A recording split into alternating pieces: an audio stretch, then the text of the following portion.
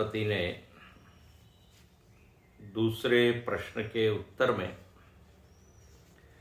भार्गव वैदर्भी को समझाया कि तुम पूछ रहे हो कि शरीर के धारक कौन है। तो प्रारंभ में तो आचार्य ने कहा कि 21 तत्व धारक है, पंचमहाभूत है, 10 इंद्रियां हैं, एक मन है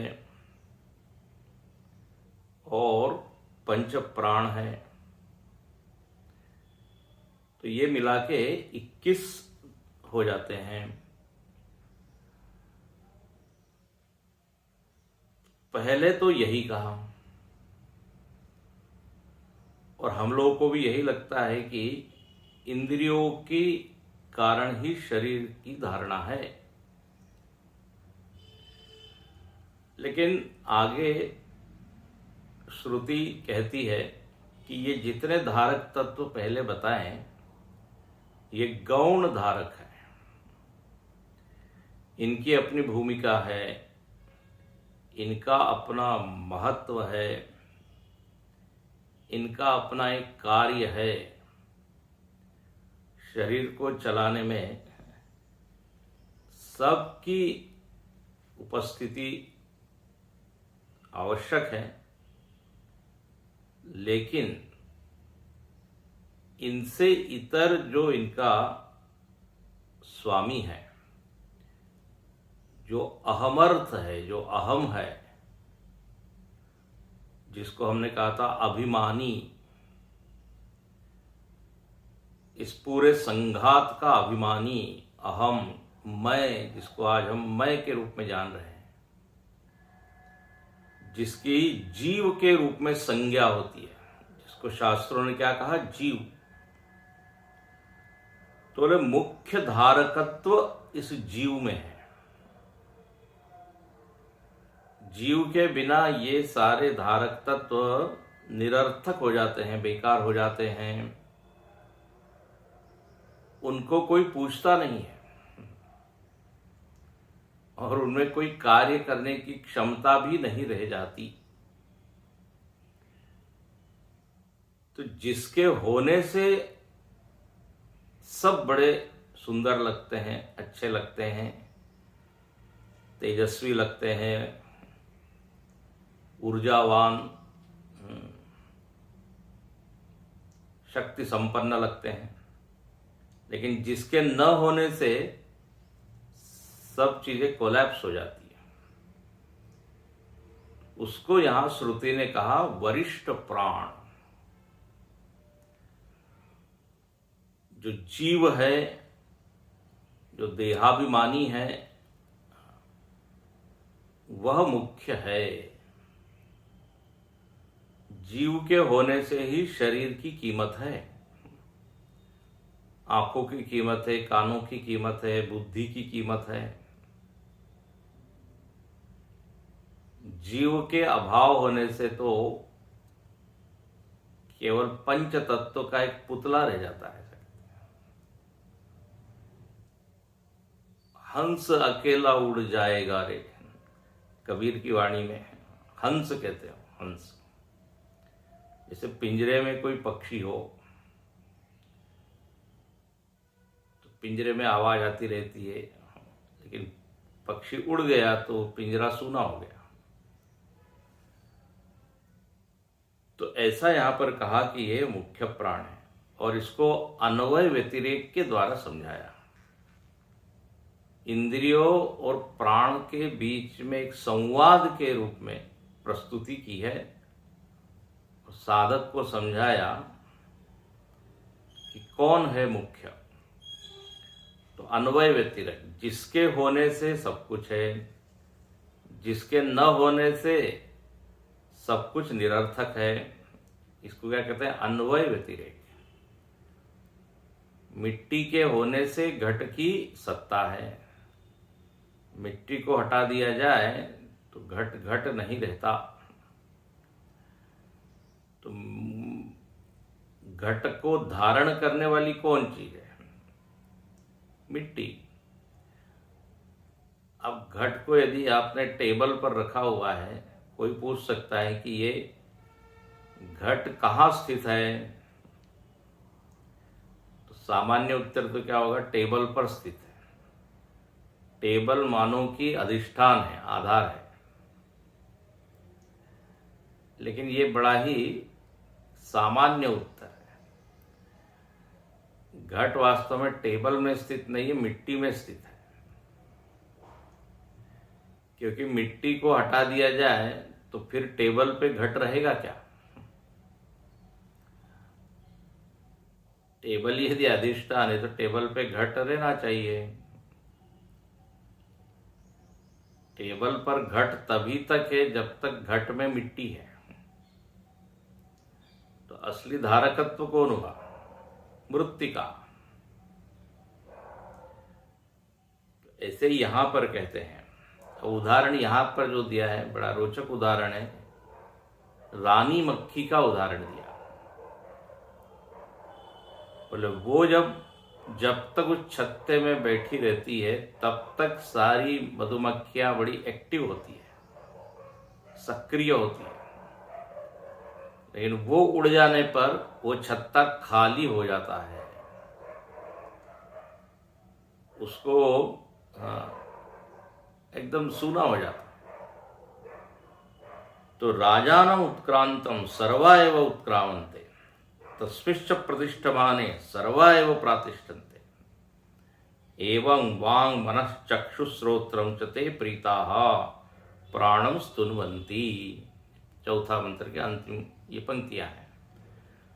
जिसके बैठने से सब बैठ जाते हैं, ऐसे ही इस प्राण के होने से चक्षु श्रोत्र मन ये सब काम करते हैं। अब जब इंद्रियों ने ये देखा, क्योंकि यह वर्णन है, प्राण निकलने लगे तो इंद्रिया विह्वल हो गई। बोले हम भी चलेंगे, हम भी चलेंगे। तो प्राण ने कहा आप समझ में आया कौन है असली वाला? तो इंद्रियों को ये एहसास हो गया। उर्दू में क्या कहेंगे? एहसास। उनको ये अनुभूति हो गई कि हमारी सत्ता, हमारा जीवन ये अभिमानी के बिना हो नहीं सकता। ठीक है, हमारी अपनी अपनी एक एक क्वालिटीज है, विशेषता है, सामर्थ्य है, लेकिन वो सामर्थ्य तभी काम करेगी जब ये देहाभिमानी होगा।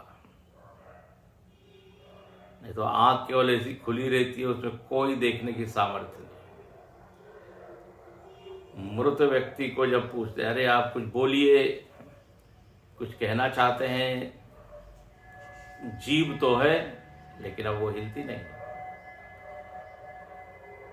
तो ये इंद्रियां प्राणों की अब स्तुति करती है जब उनको ये सत्य का अनुभव हुआ। तो ते प्रीताः प्राणं स्तुन्वन्ति। अब यहां पर बड़ी ही नाटकीय प्रस्तुति है। यहां पर यह है कि इस प्राण को ही आप क्या समझिए, प्रजापति। इंद्रियां मानो की सारी देवता है और ये सारे देवता स्तुति कर रहे हैं। तो सारी इंद्रियां प्राण के महत्व को बता रही है। तो प्राण यानी कौन? जो अत्ता है, भोक्ता है, देहाभिमानी है। बोले वही सब कुछ है। अब देखिए आगे का प्रकरण, पहले मंत्र पढ़ते हैं फिर समझ में आएगा श्रुति क्या कहना चाहती है।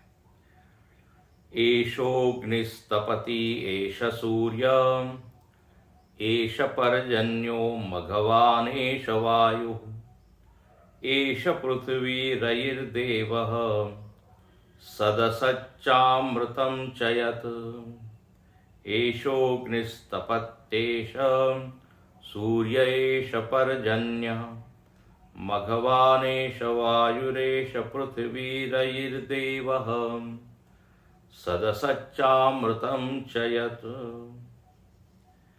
कहते हैं एष, एषा मतलब यह प्राण, यह देहाभिमानी अत्ता। अब यहाँ पर जो प्रकरण है ये उपासना का प्रकरण है। इसमें ये कहा जा रहा है कि ये जो प्राण है यही सर्व के केंद्र में है। जैसे शरीर मन बुद्धि इंद्रिय के केंद्र में ये देहाभिमानी है, प्राण है, यही प्राण समस्त ब्रह्मांड के केंद्र में है। और जब इस तरह से आप सोचेंगे तो इसको कहेंगे प्राण में प्रजापति की भावना करना। अच्छा, अब प्राण को यहां पर परोक्ष नहीं देखना है, अपरोक्ष, इसलिए लिखते हैं एष। एष मतलब यह प्राण, जिसके कारण ये देह चल रहा है। एष, एष शब्द अपरोक्ष का वाचक है। अब इसी में आपको भावना करनी, क्या बोले यही अग्नि है, यही सूर्य है। अब इसी को हम कई बार बता चुके हैं, इसी को कहते हैं अहम ग्रहोपासना। अहम में उच्च भाव की भावना करना, अहम को केंद्र मानना समस्त जगत का। अब हमने पीछे प्रकरण में पढ़ा कि समस्त के केंद्र में कौन है? प्रजापति है। प्रजापति संवत्सरो वही प्रजापति, मासो वही प्रजापति। अब बोले ये तो हो गया परोक्ष, लेकिन वही प्रजापति अब प्राण बन के भीतर बैठा है।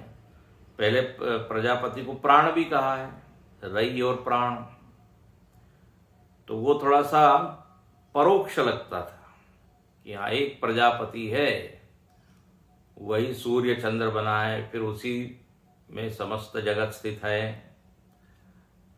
अब यहां पर ये जो संवाद आया, और संवाद में क्या बताया कि वो प्रजापति प्राण बन के बैठा हुआ है, अपरोक्ष है। तो अब ये जो प्राण है इसको आप परोक्ष मत बनाइए, ये अहम है, और अब इसी में प्रजापतित्व को देखना है। इसलिए भाष्यकार ने जब इस प्रकरण का प्रारंभ किया तो संगति लगाई थी। एक वाक्य उन्होंने लिखा था, आप पीछे जाइए 20 नंबर के पृष्ठ पर, 20 पृष्ठ पर, वहां पर वो लिखते हैं कि अस्मिन् शरीरे प्राणः अत्ता प्रजापतित्वम अवधारयितव्यम इति अयं प्रश्न आरभते। बोले अब इस शरीर में उस प्रजापति को देखना है, उसको समझाने के लिए ये प्रकरण का, ये प्रश्न का आरंभ किया जाता है। तो यहां पर अब कहते हैं कि यही अहम कौन बना है? एष अग्नि। सब सारे जो मंत्र आगे के इसी अर्थ को सिद्ध करते हैं, अहम ग्रहोपासना को सिद्ध करते हैं। जैसे शिवलिंग में शिव की हम भावना करते हैं, शिवलिंग की स्थापना हो गई, पूजा अर्चना हुई, बोले अब ये शिवलिंग ही क्या है? जगदीश्वर है। और फिर स्तुति करते हैं, जैसे सुपारी में गणेश जी की भावना करते हैं, और फिर तमेव प्रत्यक्षं तत्त्वमसि, तमेव केवलं कर्तासि, तमेव केवलं धर्तासि, तमेव केवलं हर्तासि, तमेव सर्वं खल्विदं ब्रह्मासि, त्वं साक्षादात्मासि नित्यं। पूरा अथर्वशीर्षाब्द की, त्वं इंद्रस्त्वं रुद्रस्तम, सब आप ही है। तो ऐसे ही यहां पर इस प्राण में भावना की जाती है कि आप ही अग्नि है, आप ही सूर्य है। अब इस प्रकरण में आपको अब ये युक्ति से समझ में नहीं आएगा, युक्ति का प्रयोग नहीं करना है, युक्ति यहां नहीं घटानी है, लॉजिक, कि अहम कैसे सूर्य हो गया, अहम कैसे अग्नि हो गया। उपासना में क्या होती है, भावना होती है। ध्यान से सुनना, भावना को दृढ़ करना है धीरे धीरे। अब प्रस्तर कैसे जगत का स्वामी हो गया, ये युक्ति, दिमाग जो है, बुद्धि, ये प्रश्न करेगी। बोले तो पत्थर है, तो चित्र है, इसको आप कह रहे हैं ये सर्वव्यापक है और अनंत है। तो यहां पर बुद्धि को साइड में रखना है। उपासना भावना प्रदान होती है, भावना से सिद्ध होती है उपासना। इसलिए क्या कहते हैं, आपने सुना होगा, पुरुष तंत्र है, पुरुष के अधीन है। पुरुष मतलब साधक, साधक एक उच्च भावना उसमें करता है।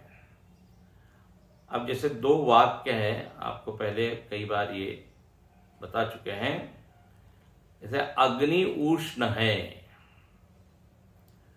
और अग्नि देवता है। अब ये दो वाक्य हैं। अब अग्नि उष्ण है, ये प्रमाण से सिद्ध है। प्रमाण मतलब ज्ञान का साधन।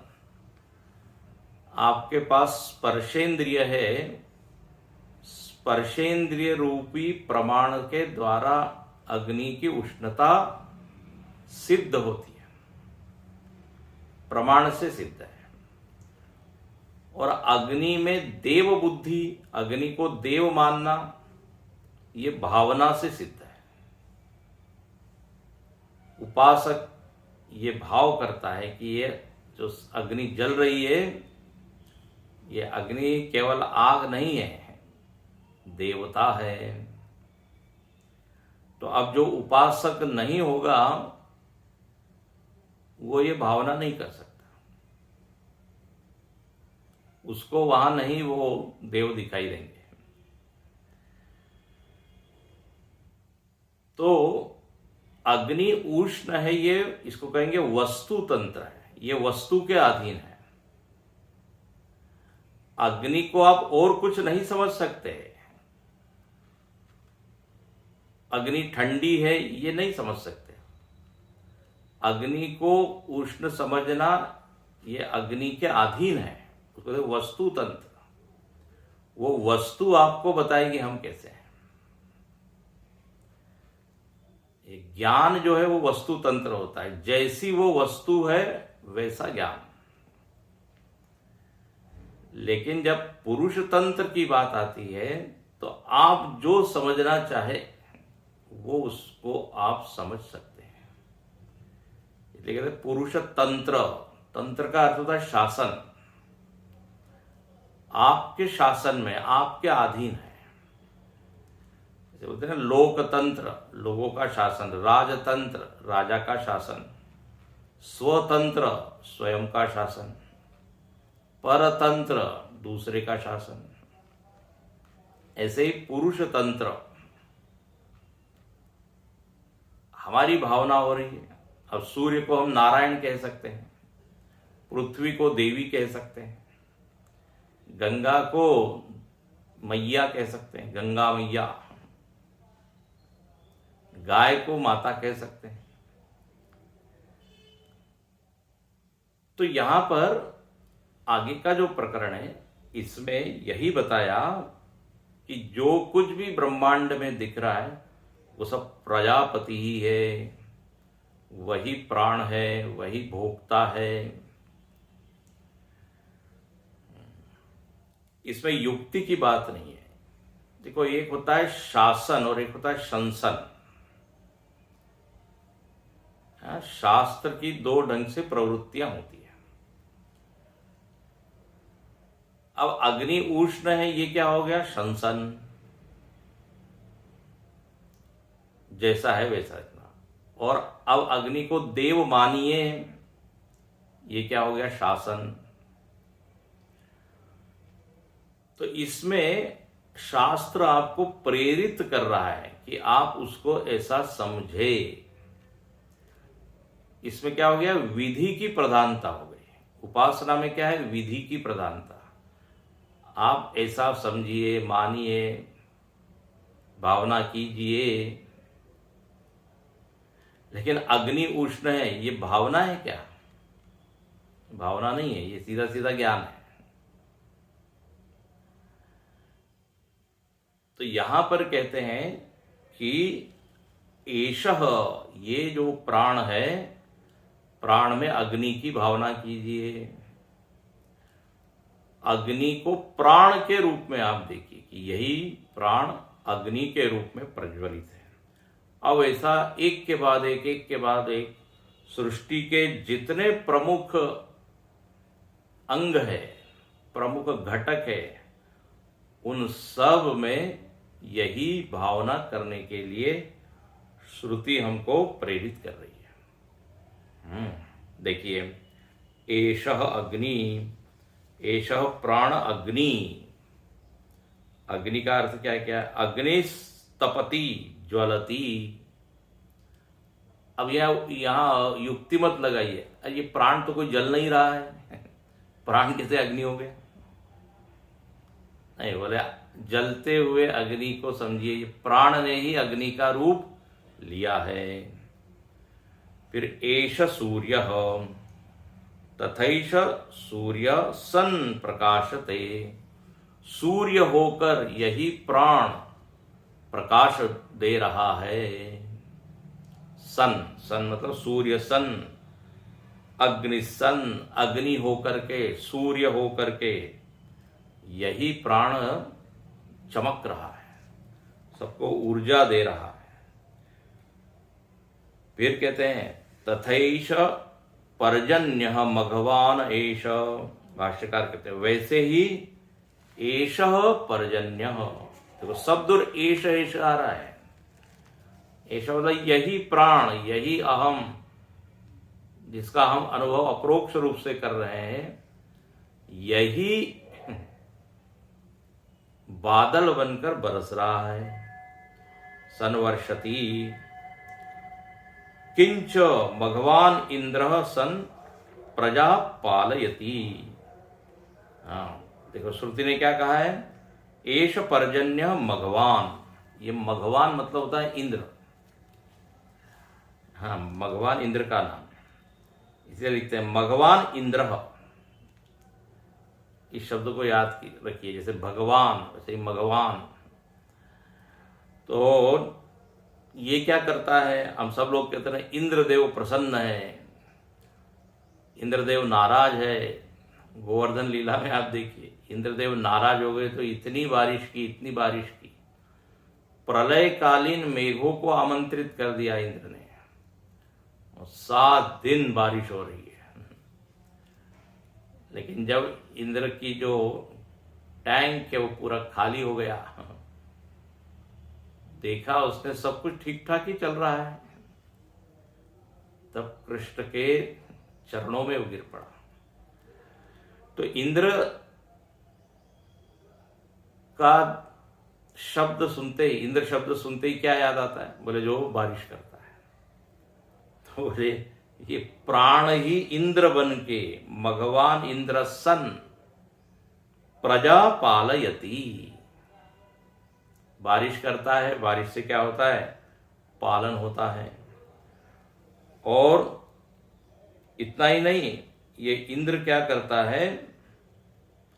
जिघांसति असुर रक्षांसी। जिघांसति मतलब नष्ट करता है, मारता है, वध करता है। किसका? असुरों का और राक्षसों का। और ऐसा करके वो जीवों का क्या करता है? पालन करता है। तो ये प्राण ही इंद्र का रूप लेकर ये कार्य कर रहा है। प्राण ही अग्नि के रूप में, देखो इधर अग्नि के रूप में जल भी रहा है प्राण, और वही बारिश भी कर रहा है और वही रक्षा भी कर रहा है। कोई कहेगा ये कैसे क्या हो रहा है, तो बोले बस आप भाव को दृढ़ कीजिए। ये भाव एक बड़ी सुंदर एक क्या कहते हैं साधना है, उपासना में चमत्कारिक फल देने की सामर्थ्य है। भावना करते करते करते आप तदरूप हो जाते हैं। वृक्ष की भावना करते करते वृक्षोचित शरीर आपको मिल जाता है। उसी भावना को यदि आपने दृढ़ किया तो वो भावना वृक्ष के रूप में प्रकट हो जाएगी और आप वृक्ष बन जाएंगे। पशु की भावना की तो पशु बन जाएंगे। अब ये तो आपको कई बार बता चुके हैं, जड़ भरत की कथा। हिरण हिरण हिरण की भावना की तो हिरण ही बन गए हो। तो सिद्धांत है कि ये भावना कौन सी दृढ़ हो रही है। तो प्रजापतित्व की भावना कर दी तो यह जीव अगले जन्म में क्या बन सकता है, प्रजापति। इसलिए कहते हैं ऊंचा सोचिए, ऊंची भावना दृढ़ कीजिए, तो तत् रूप आपका हो जाएगा। उपासना का चरम फल यही है, प्रजापतित्व भावना, और उसको प्राप्त करके प्रजापति बन जाना। इसी देह में है ना, ये हम कर सकते हैं, भावना को दृढ़ कर सकते हैं। तो यहां पर कहते हैं इंद्र वही है, फिर एष वायु, यही प्राण क्या बना हुआ है, वायु। तो वायु में भी क्या कीजिए, प्रजापति बुद्धि कीजिए। वायु को केवल ऑक्सीजन न माने, वायु केवल गैसेस का मिश्रण है और वो भटक रही है यहां से यहां, वो नहीं। एष वायु आवह प्रवादि भेद, वायु के बहुत सारे भेद बताए गए हैं। आपको पहले पीछे बताया, चले मरुत 49 प्रकार की मरुत या वायु बहने लगी जब हनुमान जी लंका को जलाना चाहते थे। तो वायु के अलग अलग भेद है। जैसे हम कहते हैं ठंडी हवा चल रही है, बोले तूफान आ गया है। फिर कहते हैं ब्रीज, एक हवा का झोंका है। हवा के भी भेद, तेजी से हवा चल रही है। तो बोले ये सब कौन है, ये प्राण ने ही अलग अलग वायु के रूप ले लिए हैं। वायु आवह प्रवादि भेद। और क्या कहें, किंच, किंच मतलब और क्या बताएं। किंच एष पृथ्वी, ये जो आप पृथ्वी देख रहे हो, जिसमें से सारा अन्न, फसल, पेड़ पौधे, फल सब निकलता है। इतना ही नहीं, खनिज, मेटल, धातु सब निकलता है। पृथ्वी को कहते हैं वसुंधरा, धन को धारण करने वाली है।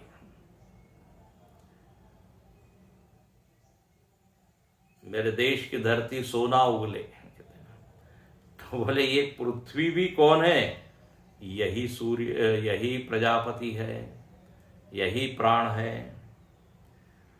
एष पृथ्वी, फिर रई देव सर्वस्य जगतः, समस्त जगत का देव यही प्रजापति है। तो यही देव पृथ्वी बना हुआ है, चंद्रमा बना हुआ है, रई, रई मतलब चंद्रमा। फिर यही कौन है, देव है, दिव्यत्व है जिसमें।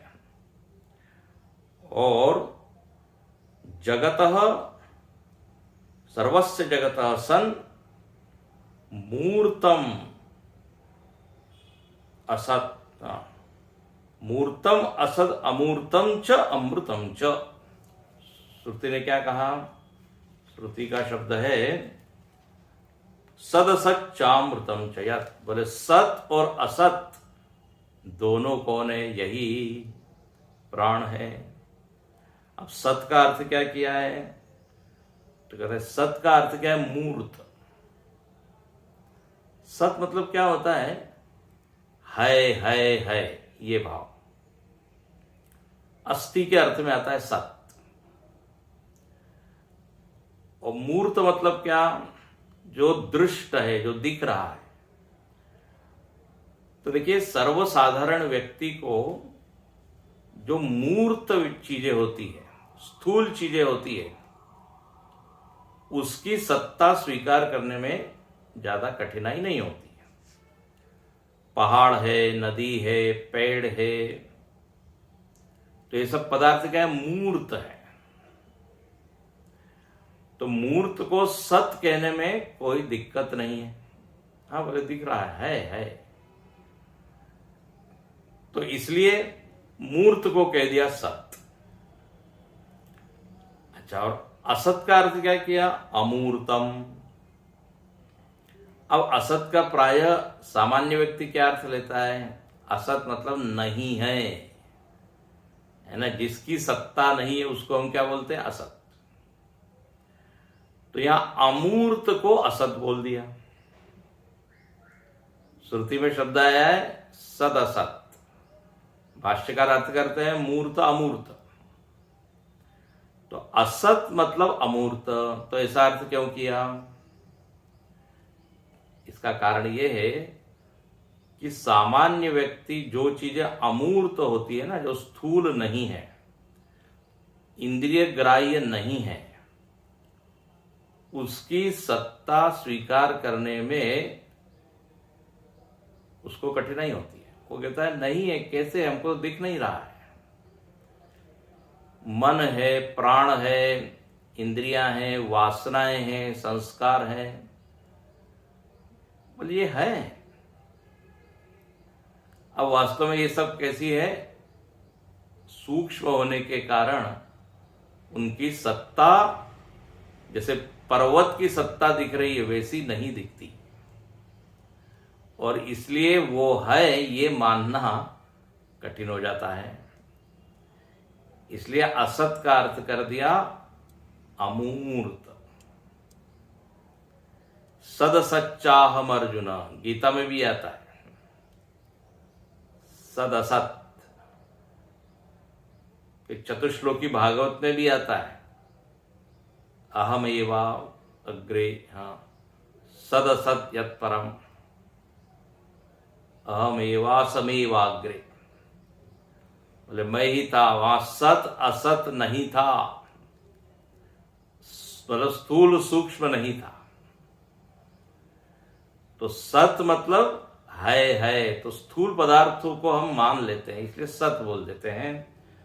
और जो सूक्ष्म है उसकी सत्ता मानने में थोड़ी कठिनाई होती है, इसलिए उसको असत कह देते हैं।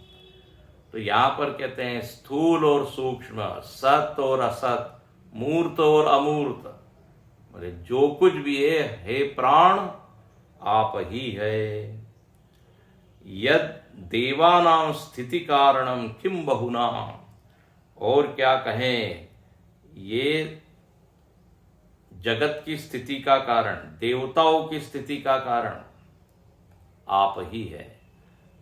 तो देखिए कहां से कहां ले गए। जो देहाभिमान है, जिसके कारण ये सारे इंद्रियों की सत्ता है, मन आदि की सत्ता है, बोले बस वही प्राण प्रजापति है। और बाहर जितने घटक है इस सृष्टि के, उसको भी धारण करने वाले आप ही है। इस तरह देखिए, भावना आप करते जाइए। अब आगे देखिए और कहते हैं अरा इव रथनाभौ प्राणे सर्वं प्रतिष्ठितम् रुचो यजुंषि सामानि यज्ञ क्षत्रं ब्रह्म च। अरा इव रथनाभौ प्राणे सर्वं प्रतिष्ठितम् रुचौ यजुंषि सामानि यज्ञ क्षत्रं ब्रह्म च। अब ये उपनिषद का फेवरेट एग्जाम्पल है। अरा इव रथनाभौ, जैसे रथ के नाभि में सारे अरे समर्पित होते हैं, लगे रहते हैं। वो नाभि न हो तो वो अरे सब बिखर जाएंगे। तो बोले ऐसे ही प्राण में सारे ये घटक सब कुछ प्रतिष्ठित है। अच्छा, क्या क्या प्रतिष्ठित है? ऋचः, यजुंशी, सामानी। अब ये 3 वेदों के नाम ले लिए, ऋग्वेद, यजुर्वेद, सामवेद। अच्छा, भाष्यकार क्या लिखते हैं? अरा इव रथनाभौ श्रद्धाधि नाम अंतम सर्वं स्थिति काले। बोले ये जो जगत की जब स्थिति होती है तो उस समय श्रद्धा आदि की भावना होती है। वो सारी भावनाएं कहाँ प्रतिष्ठित है? बोले वो सब श्रद्धा से लेकर सर्वम, भाष्यकार लिखते हैं, श्रद्धादि नाम अंतम सर्वम स्थिति काले प्राण एव प्रतिष्ठितम। सब के सब इस प्रजापति में ही स्थित है। चारों वेद, अब देखिए यह नाम तीन वेदों के नाम लिए, ऋक्, साम और यजुर। अब ये भी कई बार उपनिषदों में या शास्त्रों में 3 वेदों के नाम आते हैं। तो कई लोग मान लेते हैं कि वेद 3 ही है, ये चौथा वेद बाद में जोड़ा गया, वेदत्रयी, यही मानते हैं। कौन लोग मानते हैं? जो परंपरा से नहीं पढ़ते, वो स्वतंत्र रूप से जो पढ़ने वाले लोग हैं ना, वो ये कहते हैं 3 ही वेद है। बोले देखो 3 ही वेदों का नाम है। लेकिन परंपरा से जो पढ़ते हैं, गुरु परंपरा से, उनको ज्ञात है कि वेद 4 हैं, कहीं पे 3 का उल्लेख होता है। इसका मतलब ये नहीं कि चौथा नहीं है।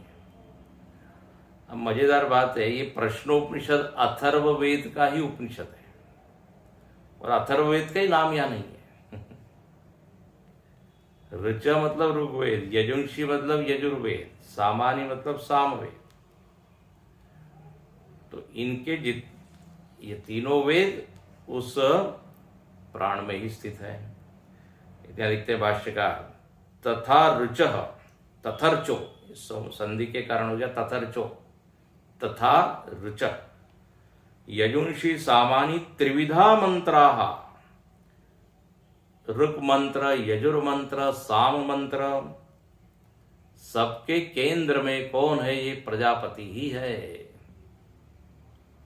तो जब आप वेद पढ़ें तो हम ये समझे कि ये हम मानो प्रजापति का ही ध्यान कर रहे हैं, प्रजापति की ही स्तुति कर रहे हैं। अच्छा, इतना ही नहीं, केवल वेद मंत्र ही प्राण है ऐसा नहीं, बल्कि यज्ञ, उन मंत्रों से जो यज्ञ याग आदि होते हैं, इसलिए मंत्रा तत्साध्य यज्ञ, तत्साध्य यज्ञ, उन मंत्रों के द्वारा हवन होता है, तरह तरह के हवन। तो बोले यज्ञ में भी आप प्रजापति की भावना कीजिए। तो यज्ञ हो रहा है तो वहां भी यही भाव रखिए कि प्रजापति यज्ञ कुंड के रूप में, अग्नि के रूप में, मंत्र के रूप में प्रकट है। कितना सुंदर है, बड़ा ये मधुर साधना है। यही जो देह के भीतर अभिमानी बैठा है, देहाभिमानी प्राण, यही प्रजापति है। और यही प्रजापति बाहर भी विविध रूपों को लेकर प्रस्तुत है। इसे सब दुरारा है, एष एष। तो यज्ञ, फिर क्षत्रम च, क्षत्रम ब्रह्म च, बोले क्षत्र भी यही है। क्षत्र मतलब क्षत्रिय, और क्षत्रिय मतलब भाष्यकार यहां लिखते हैं सर्वस्व पालयित्री। क्षत्रिय का धर्म क्या है? तो बोले सबका पालन करे, सबका रक्षण करे। क्षतत्राणात्, जो क्षत विक्षत हो रहा है उसका रक्षण जो करें उसको बोलते हैं क्षत्रिय। मतलब समाज में ऐसी शक्तियां हैं जो समाज को तहस नहस करने के लिए उद्यत है, तैयार है। बोले क्षत्रिय क्या करे? उन शक्तियों का विनाश करें। भगवान राम को इसलिए बुलाया गया विश्वामित्र जी के द्वारा, बोले हमारे यज्ञ आगादि का नाश हो रहा है राक्षसों के द्वारा, रक्षण कीजिए। तो क्षात्र धर्म का यही है, जिसमें शौर्य है, तेज है, ईश्वर भावश्च। क्षत्र तो प्रजापति ही क्षत्रिय के रूप में है। ब्रह्म च, या ब्रह्म का अर्थ ब्राह्मण। ब्रह्म च यज्ञादि कर्म कर्तृत्वे अधिकृतम। बोले ब्रह्म मतलब जिनका यज्ञ यागादि में क्या है, यज्ञ यागादि कर्म में अधिकार है। ब्राह्मण बोले वो भी कौन है, एष प्राण सर्वम, सभी प्राण ही प्राण है। अब देखो यहां पर ये जो मंत्र हम पढ़ रहे हैं, इसी मंत्रों की झलक या छाया कहिए, या बिल्कुल ऐसा ही स्वाद भगवत गीता के विभूति योग में। विभूति योग में भगवान क्या कहते हैं, वहां प्रजापति के बजाय भगवान अहम अहम कहते हैं। पितृणाम अर्यमः अश्वत्थानाम वृक्षोहम। तो मैं पेड़ों में अश्वत्थ हूं। बोले मुझको देखो, आप पेड़ को मत देखो। गंगा जी में मुझको देखो, हिमालय में मुझको देखो, है ना। तो बिल्कुल यही है। अब वहां पे हाँ, ये युक्ति नहीं लगानी है कि ये पेड़ कृष्ण कैसे हो गया, गंगा तो बहने वाली नदी है, ये कृष्ण कैसे हो गया। कृष्ण तो एक व्यक्ति है। वहां पे उपासक या भक्त क्या कहता है, मेरे ही प्रभु। नदी का रूप ले सकते हैं, पर्वत का रूप ले सकते हैं, पेड़ पौधे के रूप में वही है, पशु पक्षी वही है। इसलिए नवदा भक्ति के प्रकरण में शबरी माता को भगवान जब भक्ति का वर्णन कर रहे हैं, तो सातवीं भक्ति उन्होंने क्या बोली है, सातव सम मोहिमय जग देखा। हाँ, मोहिमय जगत, हरि व्यापक सर्वत्र समाना। ये बहुत सारी चौपाइयां हैं। सबसे प्रसिद्ध चौपाई जो लोग मानस पढ़ते हैं उनको याद आ गई होगी। गोस्वामी जी जब सब लोगों को देखते हैं तो क्या कहते हैं, सीय राम मैं सब जग जानी, करहु प्रणाम जोरी जुग पानी। बिल्कुल यहां पर उपनिषद का जो भाव है वही मानस में गोस्वामी जी लिखते हैं। मानस का प्रश्नोपनिषद यही है। सीय राम मैं सब जग जानी, मैं सेवक सचराचर रूप स्वामी भगवंत। हाँ, बोले चराचर आप ही है। तो ये अब आप रुद्री पढ़ते हैं, रुद्री में भी क्या है, तस्कराणाम पतये नमः, वृक्षाणाम पतये नमः। दुनिया के जितने घटक है सबको वहां पे सबका वर्णन है, सबका स्मरण किया है और सबको क्या माना है, ये भगवान शंकर है। इसलिए नमः नमः नमः। पेड़ को नमस्कार नहीं कर रहे हैं, पेड़ रुद्र के रूप में वहां पर ऊपर खड़े हैं। बल्कि यहां तक बोल दिया तस्कराणाम पतये नमः। अब बताइए, चोर भी आप ही है, आप ही चोर के रूप में आ गए। तो ये बड़ा दिव्य भाव है। तो विभूति योग पढ़ लीजिए, रुद्री पढ़ लीजिए, भागवत में देख लीजिए, रामायण में देख लीजिए, सब दूर यही भाव आता है। फिर कहते हैं, अब आगे बढ़ते हैं, कभी आगे मंत्र को देख लेते हैं।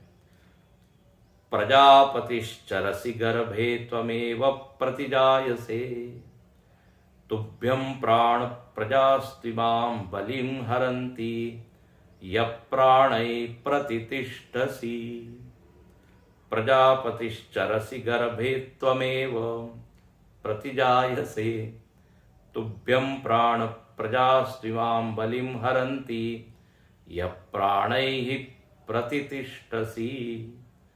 बोले प्रजापति आप ही गर्भ के रूप में, गर्भ में आप ही आते हो। अब लीजिए, तू ही प्रजापति गर्भ में विचरण करता है। चरसी, तूसी, पंजाब में तूसी तमसी, आप ही है। ये पाणिनि महर्षि जो है संस्कृत व्याकरण के प्रणेता है, जिन्होंने अष्टाध्यायी बने, वो पंजाब प्रांत के ही उसी साइड के थे। इसलिए किसी ने कहा पंजाबी में अनेक शब्द संस्कृत के हैं, लेकिन उसका वो स्वरूप ऐसा विकृत सा हो गया है, अपभ्रंश हो जाता है ना। तो मूल संस्कृति है तूसी त्वमसी। तो प्रजापति चरसी, आप ही विचरण करते हो। कहाँ पे? गर्भ में, मतलब जन्म लेने वाले भी आप ही हैं। और त्वमेव प्रतिजायसे, आपका ही जन्म होता है। तुभ्यं प्राण प्रजापतिस्त्वां बलिं हरन्ति, मनुष्य जितने ये प्रजाएं हैं मनुष्यादि, ये आपके लिए बलि लेकर आती है। बलि का मतलब होता है उपहार, भेंट। बलि मतलब जो अर्थ है वो अर्थ नहीं जो सामान्य अर्थ से मानते हैं। बोले ये सारी इंद्रियां, कल देखेंगे, सारी इंद्रियां एक एक भेंट लेकर आपको ही समर्पित करती है। नेत्र जो है वो रूप को लेकर आपको दे रहे हैं, कर्ण जो है शब्द को लेकर आपको समर्पित कर रहे हैं। तो सारे इंद्रियों के केंद्र में मैं बैठा हूं, वही मैं आप है। प्रजापति ही आप है और आप ही यहां पर केंद्र में है। तो शरीर के केंद्र में आप है, ब्रह्मांड के केंद्र में आप है। बस जिधर देखो आप ही आप। हरि को हर में देखा, आप माल और आप खजाना, आप ही खर्चन वाला। आप गली में भिक्षा मांगे, हाथ में लेके प्याला। कबीरदास जी का है, बहुत सुंदर भजन है। तो बोले इस तरह से ये भावना दृढ़ करते करते करते आप प्रजापति को प्राप्त हो जाएंगे। कितना ये अद्भुत ये उपासना का ये प्रकरण है।